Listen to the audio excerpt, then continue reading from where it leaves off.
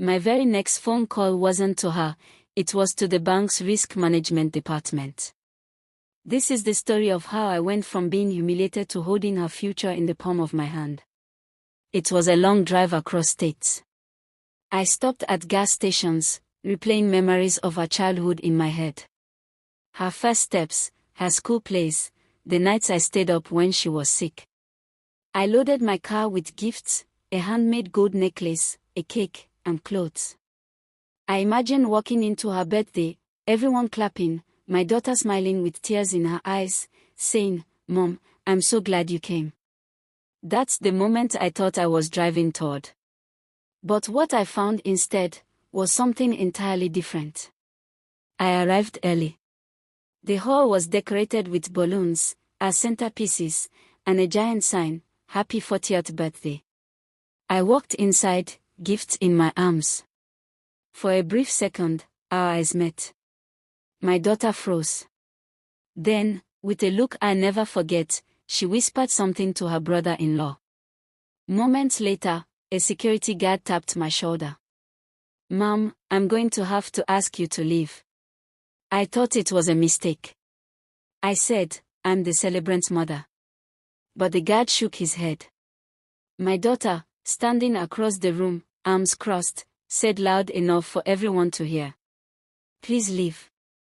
Guests stared. Some looked away. I felt my chest tighten. After traveling a few cities across to celebrate her, I was escorted out like a criminal. I sat in my car, shaking. Tears ran down my face as I looked at the gifts in the back seat. But then, something clicked.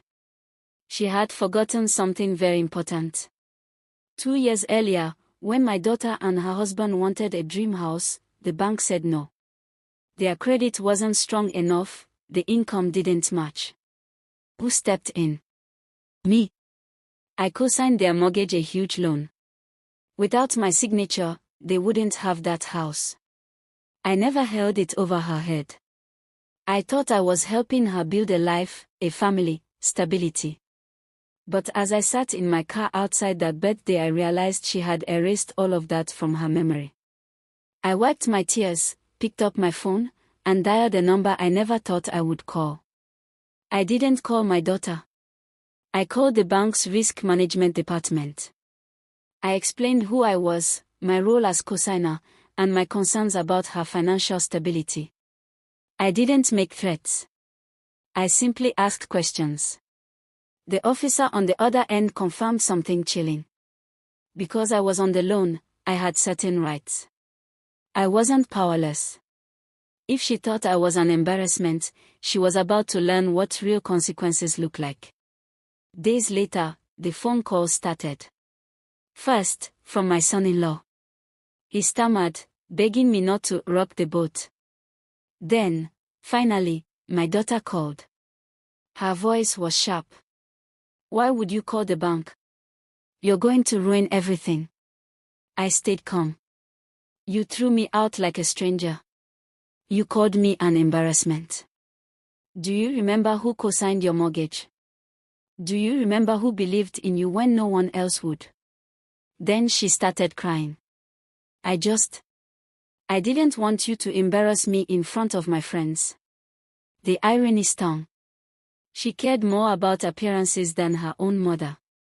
For the first time in years, I felt a strange shift. I wasn't begging for her love anymore. She was the one begging me. I didn't take her home. I could have. But I didn't. Instead, I set boundaries.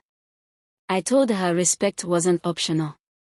Weeks later, when the dust had settled, my daughter and her husband came to visit and begged, and they were both warned, and I told them that would be the last I would take such humiliation, and stepped into their home. They begged repeatedly. And as I held my peace, I realized something. I may have been humiliated, betrayed, and cast aside. But I'm still the mother. And one day, their children will know who stood in their corner, no matter how far, no matter how painful. And when that day comes, the story won't be about embarrassment. It will be about strength. So, to anyone listening, family may wound you, but you are stronger than you think.